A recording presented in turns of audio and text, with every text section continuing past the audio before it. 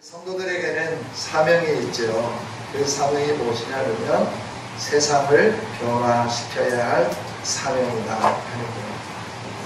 그래서 우리가 세상과 같아서는 안 되는데 우리는 종종 세상과 비슷하게 살고 어쩌면 세상보다도 더 어둡게 살 때가 많죠. 우리가 세상을 변화시켜야 할 사명자로서 세상과 달리 살려고 하면 어떻게 살아야 되는가? 사람들이 추구하는 헛된 우상을 버려야 하고 참 성전이시며 왕되시는 예수님을 따르며 의지하며 살아야 하는 것입니다. 법칙 중에 카인니히의 법칙이 있다고 그래요. 카인니히의 법칙.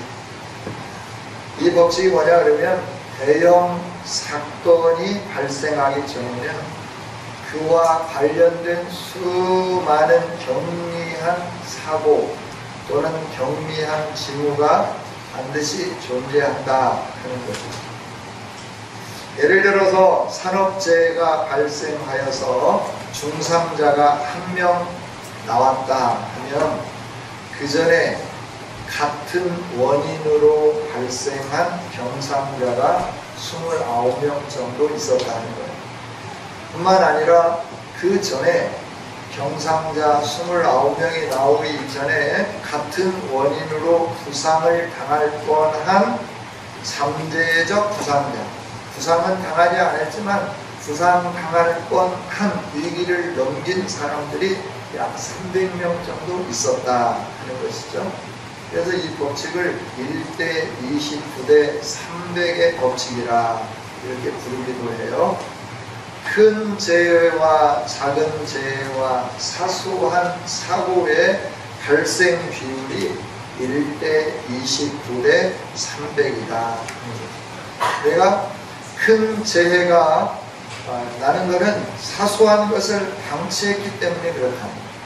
작은 문제가 발생했을 때 면밀하게 살펴서 원인을 파악하고 잘못한 것들을 이렇게 시정했다고 하면 대형 사고나 실패를 방지할 수 있다 하는 것이죠. 큰 은혜를 받는데도 마찬가지입니다. 우리가 사고가 발생하는데도 그렇지만 우리가 성공하고 큰 은혜를 누리는데도 1대 29대 300 사고가 나는 것도 1대 29대 300 카인니히의 법칙이 적용된다 하는 것이죠.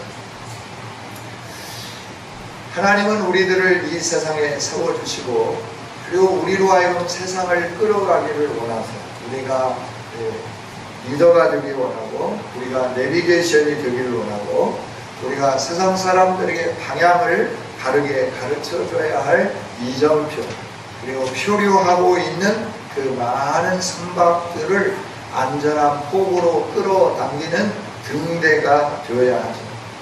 그래서 이러한 역할을 감당하게 하기 위해서 하나님은 하나님의 백성들인 우리들을 다루실 때 확실하게 분기를 잡고 우리를 다루시죠. 구약 성경을 보면 예배를 드리는데 단에 다른 불을 가져다가 예배를 드렸어요. 함부로 다른 불을 가져다 예배를 드렸다고 하나님은 즉시로 제사장인 나답과 아비후의 생명을 걷어가 버리셨습니다.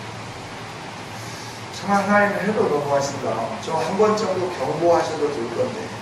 그런데 이런 역사는 여리고 성을 함락한 이후에도 동일하게 나타나요. 아간이 그 옷하고 전리품 중에서 금덩어리 좀 숨겼는데 그것 때문에 그냥 묵과하시지 아니하시고 다음 전쟁에서 이스라엘이 대패하게 만드시고 그리고 원인이 뭘까 찾게 만들고 아간을 찾으시고 아간을 징벌하셔야 돼요. 아주 민망할 만큼 하나님은 분명하게 징계를 하세요. 초대교회도 마찬가지입니다. 모든 성도들이 은혜를 받고 내 것을 내 것으로 여기지 않고 밭을 팔고 집을 팔고 돈을 사도들 앞에 놓고 같이 나눠 쓰는데 아나니아와 삽비라가 그 중에 얼마를 감췄어요? 속였어요. 거짓말했어요. 그런데 하나님이 그걸 그냥 눈 감고 지나가시지 않으시다라고 하는 거예요. 많은 사람들 앞에서 거짓말했음을 드러내 보이고 그의 생명들을 걷어가 버리시는 것을 보게 되죠. 왜 이처럼 하나님은 아주 무자비하신 것처럼 철저하게 이렇게 응징하셨을까 하는 거죠.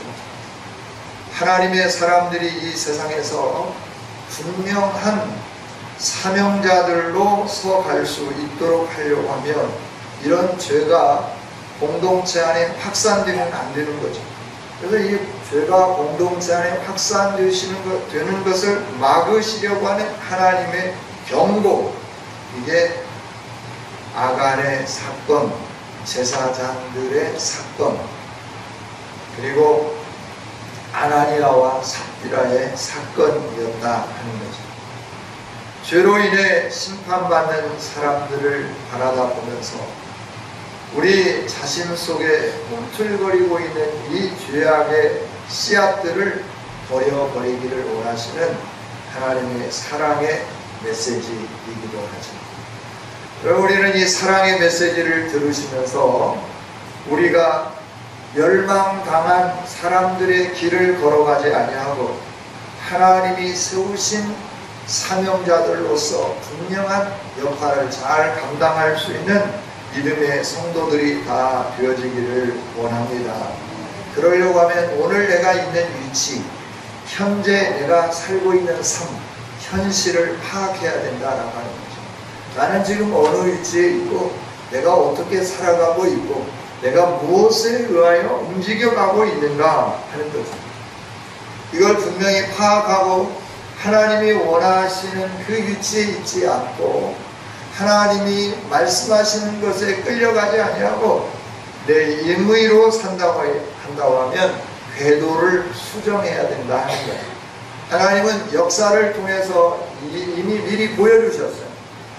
궤도를 수정하지 않고 자기 고집을 끝까지 피운 사람들의 최후가 무엇인가에 대해서 보여주신 거죠. 오늘 25장은 열왕기하 25장은 그렇게 유다 백성들, 온 이스라엘 백성들이 사모하고 고대하고 이 성만큼은, 이 성전만큼은 절대 무너지지 않고 절대 회파되지 않을 거라 맹신했던 예루살렘 성곽이 무너지고 성전이 무너지고 불타고 왕궁이 불타고 예루살렘에 있는 좋은 것들이 다 빼앗기고 짓밟혀버리는 이 일들을 우리로 하여금 보게 해주신 거죠. 이것들을 보게 하시면서 하나님은 오늘 우리가 어느 길에 있는가, 어디에 있는가 보기를 원하고 계시는 거죠. 저와 여러분은 시드기야가 걸어갔던 길에 있지 않기를 원합니다.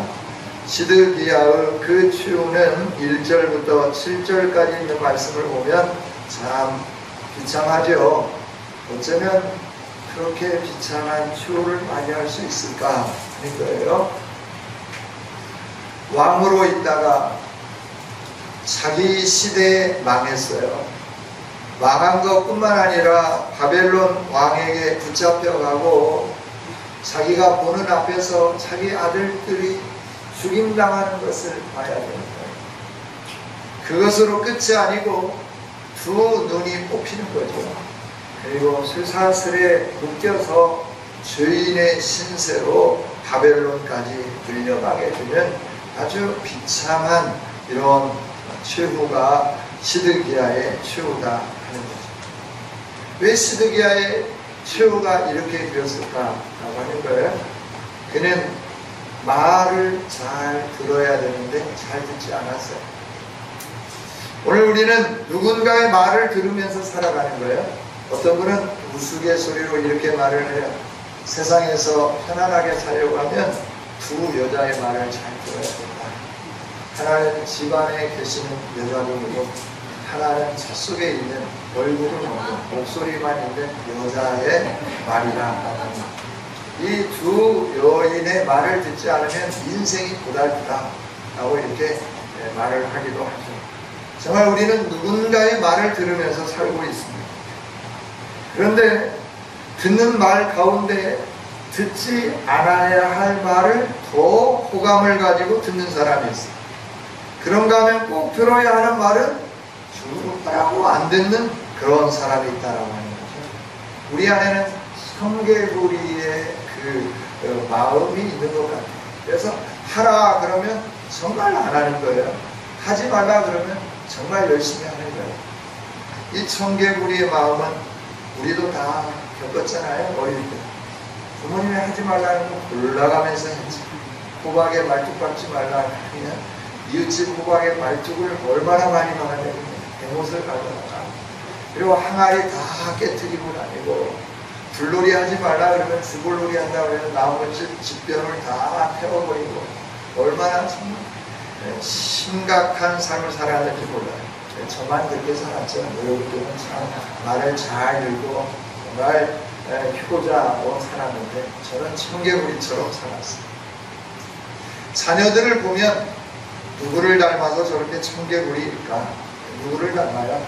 청개구리 아빠를 닮은 거죠. 네. 우리들이 반드시 들어야 하는 말에는 반감이 가요. 그런데 듣지 않아도 될 말에는 호감이 가요. 그래서 그 말을 귀담아 듣는 거예요. 그리고 따라가는 거예요. 오늘 시드기야가 그런 사람이었다가 묻지 않는 게 아니에요. 물었어요.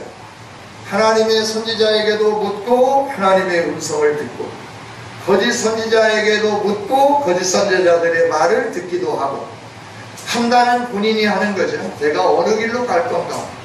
잘 모르겠다. 옛날에 하던 방법으로 침을 탁 놓고 탁 튀겨가지고 침이 이리 갔구나 이리 가야지 그런 게 아니라 참 선지자의 말을 듣지 아니하고 거짓 선지자의 말을 귀담아 들으면서 하나님의 말씀을 버려버렸더라 라고 하는 것이죠. 이게 시드기야의 삶이었어요. 이 삶은 시드기야만 그런 게 아니었어요. 하나님의 선민이라고 일컬음 받았던 이스라엘 전체의 삶이었다는 거예요. 이게 열왕기서를 통하여 하나님 우리에게 보여주시는 거예요. 하나님의 진리를 떠난 하나님의 백성들의 삶, 하나님이 어떻게 징계하시는지 이걸 열왕기서를 통해서 단순히 왕들의 그 즉위와 왕들의 통치와 왕들의 그 즉위 기간 동안에 임한 하나님의 그 징계, 왕들을 향한 징계 이런 수준으로만 우리가 보면 안 되는 거죠. 그 왕들은 그 이스라엘 전체를 대표하는 거죠. 그래서 왕들의 그 삶은 이스라엘 전체의 삶이었다라고 하는 거예요. 이스라엘이 그렇게 행한 것에 대해서 하나님도 그렇게 반응하셨다 하는 것을 나타내 보여주시는 거죠. 선민이었습니다. 그들을 통하여 온 열방이 여호와 하나님을 알기를 원하셨습니다. 그리고 열방이 하나님께 예배할 수 있기를 원하셨습니다.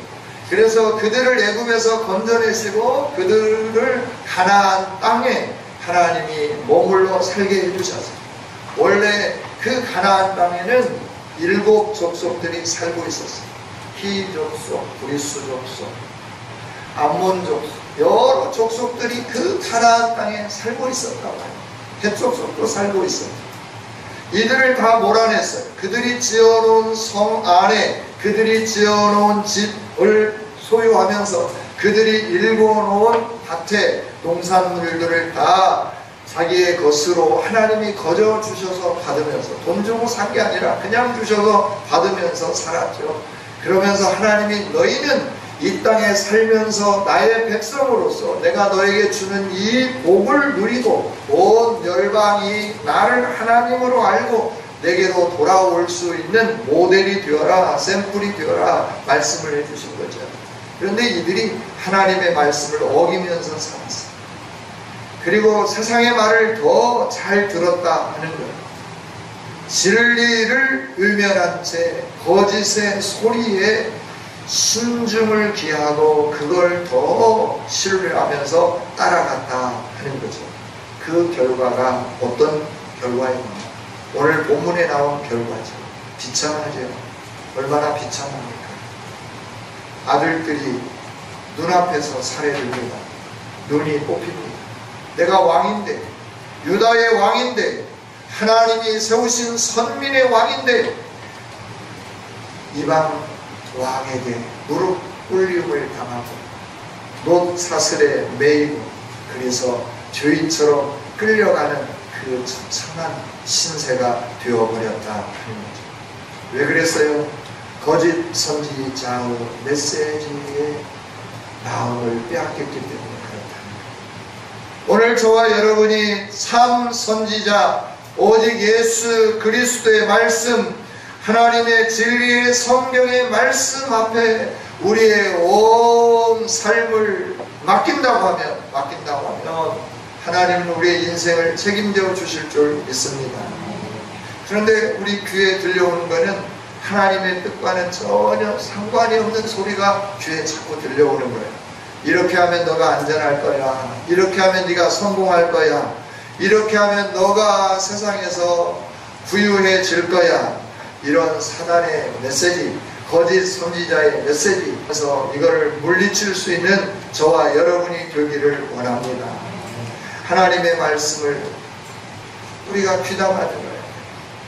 때로는 하나님의 말씀이 듣기에 거부갈 수도 있어요. 힘들 수도 있어요. 그러나 그 하나님의 말씀을 우리는 받아들이고 순종해야 합니다. 이럴 때 우리 안에 믿음의 닻이 깊게 내려질 거예요. 그래서 세상에 어떤 요동 속에서도 흔들림이 없다라고 하는 것입니다. 위기 가운데서도 흔들리지 않게 된다 하는 것입니다. 성도 여러분, 여러분의 지금 위치는 어디에 있습니까? 하나님의 말씀을 더 가까이 하고 사모하고 귀 기울이며 나가십니까? 아니면 세상의 번영에, 세상의 즐거움의 소리에 여러분이 움직이며 요동하고 계십니다. 상황이 어떻든지 간에 하나님은 오늘 말씀해 주십니다. 네가 시드기야와 같이 되지 않았으면 좋겠다. 네가 예루살렘과 같이 되지 않았으면 좋겠다. 네가 유다와 같이 되지 않았으면 좋겠다. 내가 여러 번 유다에도 경고했다. 이스라엘에도 경고했다. 왕들에게 경고했다. 그러나 그들이 듣지 아니했다. 그러므로 말미암아 나는 이런 결론을 내릴 수밖에 없었다. 내가 너희들에게도 계속 경고하고 있다. 말하고 있다. 그러나 너희들이 그 길을 걸어간다고 하면, 왕들의 길을 걸어간다고 하면 너희들의 결론도 분명하지 않을까. 이 분명한 결론을 바라다 보면서 어찌 너희들이 계속해서 그 길로 가기를 원하느냐. 돌아서라. 위치를 바꿔라. 너가 지금 있는 상태에서부터 새로워져라. 말씀하고 계시는 거죠. 여러분, 저와 여러분이 새로운 하나님의 은혜의 자리로 나아갈 수 있기를 원합니다. 우리의 보호자가 누구일까? 이렇게 하나님의 말씀을 듣지 아니하고 시드기야가 거짓 선지자의 말을 들었던 것은 보호자가 누구인가를 착각했기 때문입니다. 시드기야는 보호자가 애굽이 보호자인 것으로 생각을 했습니다. 이 시드기야는 여호야긴 왕을 바벨론 왕이 와서 잡아가고 난 다음에 바벨론 왕에 의해서 유다의 왕이 된 사람이에요. 그러니까 바벨론 왕은 어떻게 생각했을까요? 너는 왕이 될 수 없는데 내가 너를 왕으로 세워줬어. 그러니까 너는 내 말을 잘 들을 수 있겠지. 이렇게 기대를 했어요. 그런데 이 시드기야가 3년 만에 배반하기 시작하는 거예요. 바벨론을 배반하고 애굽을 향하여서 열심히 구애 작전을 쓰는 거예요. 그런데 하나님은 이미 말씀하셨잖아요. 애굽으로 쫓아가지 마라. 애굽은 상한 갈대다. 애굽을 의지하면 갈대의 손을 베이는 것처럼 네가 베이게 될 거다. 네가 상처를 입게 될 거다. 너의 몸에 상처가 나지 않도록 너가 애굽으로 가지 아니하고 나는 이미 너희들이 내 말을 듣지 않았기 때문에 당분간 너희들을 바벨론으로 내가 옮겨놓기로 결정을 했다. 그러니 바벨론 왕에게 불복을 해라. 항복을 해라. 그러면 살 것이다. 하나님은 에레미야 선지자를 통해서 누차 강조하고 외치고 또 외쳤다라고 합니다. 그런데 이 시드기야와 더불어서 이스라엘 유다의 고관들은, 지도자들은 어쩌면 아니다. 우리의 보호자는 애굽이다. 우리는 애굽을 의지해야 된다. 어떻게 이제 막 발흥하기 시작한 바벨론에 우리가 의지하면서 살아갈 수 있겠느냐. 애굽이 내 보호자다. 그러면서 애굽을 선택하게 된 거죠. 여러분, 여러분의 보호자는 누구입니까? 여러분은 누가 여러분을 지켜주시고 여러분의 산업을 번성하게 해주시고 여러분의 가정을 평안케 해주시고 여러분의 자녀들의 앞길을 평탄하게 해주실 거라고 믿고 계십니다. 좋은 학교, 물론 좋은 학교가 좋은 직장도 갖게 하죠. 그러나 온전히 다 그렇게 되는 것만은 아닙니다. 좋은 대학에 가서 춤추고 프랑카드 걸었어도 지금까지도 사법고시 합격하지 못하고 일반 그 법인국에서 근무하고 있는 사람들도 많이 있어요. 여러분, 우리가 안정감을 누리고 우리가 정말 나를 온전하게 보호해주며 나를 잘 인도해 주실 그 힘, 능력 누구인가를 확실하게 여러분들이 발견할 수 있기를 원합니다. 우리의 보호자는 여호와 하나님 한 분이신 줄 믿습니다. 그런데 우리는 늘 생각을 해요. 직장의 상사가 내 보호자이거든. 그래서 직장에 힘있는 상사에게 내가 눈도장을 확실하게 찍으면 승진도 분명하고 내 정년 때까지 분명하게 보장될 거다라고 확신하면서 그 사람이 내 보호자인 것을 믿으려고 하는 거예요. 여러분, 세상은 우리의 보호자가 될 수 없어요. 그걸 오늘 본문이 말씀해 줍니다. 네가 애굽이 너의 보호자로 생각하며 내 말을 거역했지? 그리고 네가 애굽을 향하여 나갔지? 그래, 그 보호자가 너를 얼마나 잘 지켜주는지 보자. 그리고 하나님은 바벨론으로 인하여 예루살렘의 성을 포위하게 하고 그것도 모자라서 토성을 쌓았어. 예루살렘은 해발 한 600m 높이에 있어요. 600m 정도 된다고 하면 굉장히 높은 고지대에 있는 성이에요. 그래서 함부로 공격하기가 어려운 거예요. 그런데 그 성을 포위한 바벨론 군사들이 어떻게 했냐면 그 성보다도 더 높은 토성을 밖으로 쌓아놨어요. 그 누구도 들어가고 나가도 하지 못하도록. 그러면 그래, 너의 보호자가 애굽이라고 그랬지? 내가 토성을 쌓았다. 너 보호자에게 가서 도와달라고 해봐라. 그리고 이 토성을 무너뜨리고 애굽에서부터 여러가지 구호 물자와 필요한 모든 것들을 가져다가 너희들의 굶주림을 극복해보고 너희들의 삶을 좀 편안하게 살아봐라. 이러면서 이렇게 하나님께서 말씀해 주시는 거죠. 네 보호자가 누구냐? 여러분, 애굽이 우리 유대의 보호자가 될 수 없었던 것처럼 세상이 우리의 보호자가 될 수 없습니다. 직장의 상사가 우리 보호자가 될 수 없습니다. 직장의 명예가 우리 보호자 될 수 없습니다. 직장의 어떤 것들이, 세상의 어떤 것들이 우리의 보호자가 될 수 없다라고 하는 겁니다. 우리의 보호자는 유일하신 하나님, 전능하신 하나님, 살아계신 하나님, 하늘과 땅의 모든 것을 창조하시고 지금도 하나님의 뜻대로 운행하시는 여호와 하나님 한 분이신 줄 믿습니다. 시드기야가 이렇게 하나님을 배반하고 하나님의 말씀을 거역하고 바벨론 왕에게 나가지 않았던 것은 이처럼 보호자를 잘못 알았기 때문에 그렇다. 또 그가 실수했어요. 그 실수가 뭐냐 그러면 하나님의 눈이 거하시고 하나님의 귀가 머문다고 하는 성전이 있잖아요. 하나님이 약속해 주신 성전이 있는데 뭐 걱정이냐라고 하는 거예요. 하나님이 너가 그 어디에 있든지 간에 이 성전을 향하여 기도하면 내가 듣고 그 불어된 곳에서부터 건져낼 것이고 질병이 걸렸을지라도 내가 질병을 치료해 줄 것이고 가난할지라도 내가 너를 부유케 하겠다라고 약속해 주신 이 약속을 붙잡으면서 성전을 의지하면 성전이 있는데 뭐 끄떡없어. 너희들이 아무리 토성을 쌓고 우리 굶주린다고 해봐라. 얼마나 굶주렸는지 북이스라엘의 엘리사 시대에 자기 자녀들을 이렇게 먹을 것이 없으면 먹는 그 일들이 있었잖아요. 유다도 마찬가지예요. 에레미야서를 보면 어찌 여인이 자기 열매로 받은 아이를 먹을 수 있으며 하고 한식합니다. 그래야 거의 횟수로는 3년이지만 2년 몇 개월 동안 예루살렘이 완전히 포위되어서 아사 직전에 있었다고 합니다. 그래서 그들이 굶주리니까 얼굴 빛이 습빛과 같이 까매졌더라.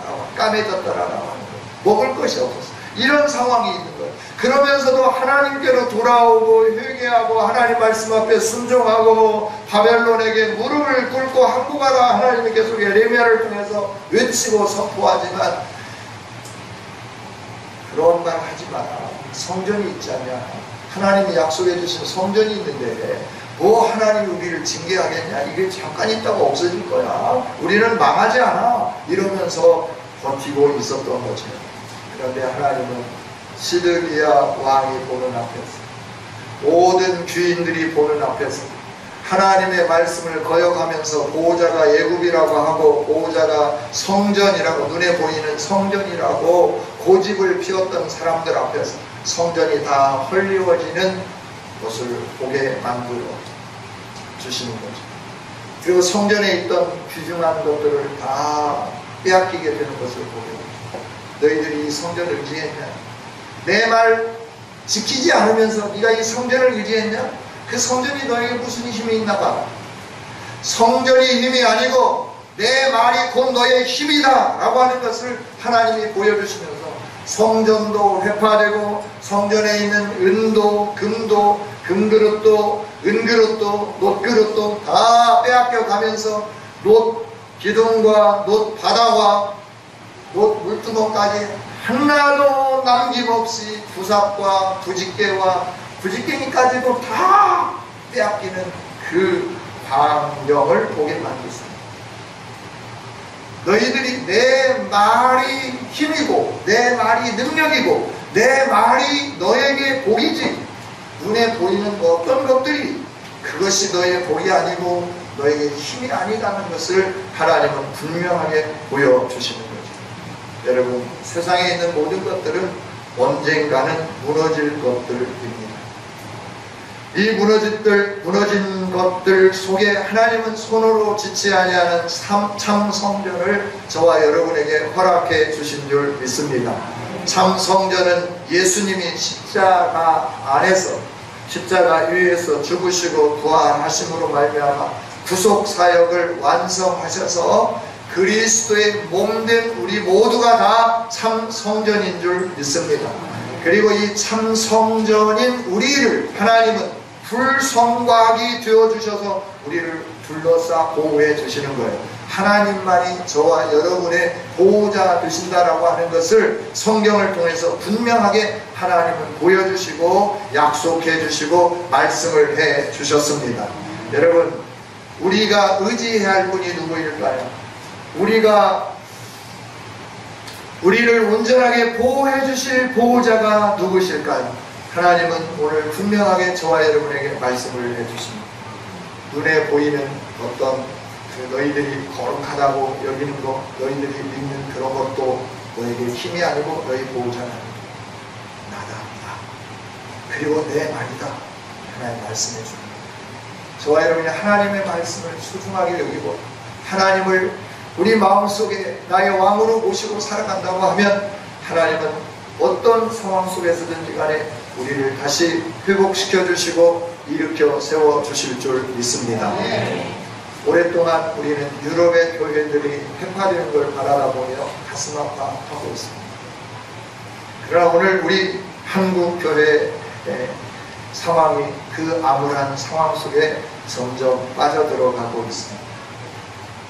유럽 교회의 퇴락은 과학적, 철학적 사유에 빠진 자유신학이 득세하면서부터 올라가기 시작했습니다. 한때는 유럽의 인구의 80%가 크리스찬이었습니다. 지금은 믿는 사람 수를 찾아보기가 어렵습니다. 대동강변에서 순교한 토마스 선교사를 파송한 그 교회는 문을 닫았습니다. 잡초만 묻어져 버렸습니다. 오늘 우리 한국 교회도 그렇게 되지 말라 하는 법이 없습니다. 우리는 하나님 말씀 앞에 다시 한번 각성하며 경성해야 할 줄 믿습니다. 우리 한국 교회, 대형 교회가 세계에 50개가 있는데 그 중에 23개가 대한민국에 있습니다. 우리는 그 교회당을 자랑합니다. 또 우리가 자랑하는 것은 세계 인구수가 가장 적으면서 선교사 수를 미국 다음으로 많이 파송했다라고 하는 것, 어쩌면 인구 대비로 한다고 하면 가장 많은 선교사를 파송한 나라라고 하는 것을 자랑하기도 합니다. 이런 화려한 자랑거리는 한순간에 무너질 수 있다 하는 겁니다. 평안하다 평안하다 말하는 거짓 속임수에, 달콤한 속임수에 우리가 머물기 시작하고 그 말을 듣기 시작하고 거기에 유혹당하기 시작한다고 하면 우리도 언제 이렇게 처참한 자리에 이르게 될지 모른다라고 하는 하나님 말씀해 주십니다. 너에게 준 내비게이션을 잘 따르라. 내비게이션의 안내를 잘 따르라. 네가 길을 놓치고 실수했을지라도 그 내비게이션은 끝까지 목표를 향하여 너를 인도해 줄 거다. 그 내비게이션을 찾아 너 현재 위치를 분명하게 내가 원하는 곳에 머물도록 하여라. 이게 너의 살 것이다, 살 길이다 말씀을 해주고 계시는 거죠. 살 길을 따라 승리하는 저와 여러분이 되어주시기를 주님의 이름으로 축복합니다. 하나님 감사합니다. 오늘도 말씀을 주셔서 감사합니다. 우리를 이렇게 사랑해 주시니 감사합니다. 구약에 하나님의 백성들이 당했던 이 어려운 일들, 비참한 일들, 가슴 아프고 무너지고 오호 통제라 예제라 울부짖으며 탄식했던 이런 눈물을 흘리지 않게 하기 위하여 우리에게 말씀을 기록해 주시고 이 말씀을 우리에게 듣게 해 주셔서 감사합니다. 하나님 이 말씀의 내비게이션을 따라 우리 인생의 궤도를 분명한 자리에 놓게 하여 주시옵소서. 잘못된 것에 있을지라도 계속해서 이 말씀은 우리를 끌어주실 줄 믿습니다. 그 말씀에 순종하여서 하나님이 예배해 놓으신 아름다운 복을 누리는 복 있는 성도들이 다 되게 하여 주옵소서. 예수님 이름으로 아멘.